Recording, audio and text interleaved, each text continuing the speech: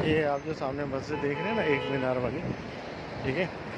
इस मस्जिद की तारीख ये है कि हज़रत सल्लल्लाहु अलैहि वसल्लम ने, यानी मुसलमानों ने जो फ़र्स्ट जंग जो लड़ी थी ना काफ़रों से, और इनकी तादाद कम थी और वो बहुत ज़्यादा तादाद में थे वो, तो उस वक्त जो है जब जंग जीती थी तो हज़रत सल्लल्लाहु अलैहि वसल्लम ने अपने हाथों से इसके ऊपर जो है ना एक झंडा लहराया था। मतलब मुसलमानों का फ़र्स्ट फ्लैग जो था ना, फ़र्स्ट मरतबा फ्लैग जो बना था वो इसके ऊपर लहराया गया था। इस वजह से उसकी याद में ये मस्जिद बनाई गई है। मैं अब अंदर से आके दिखाता हूँ।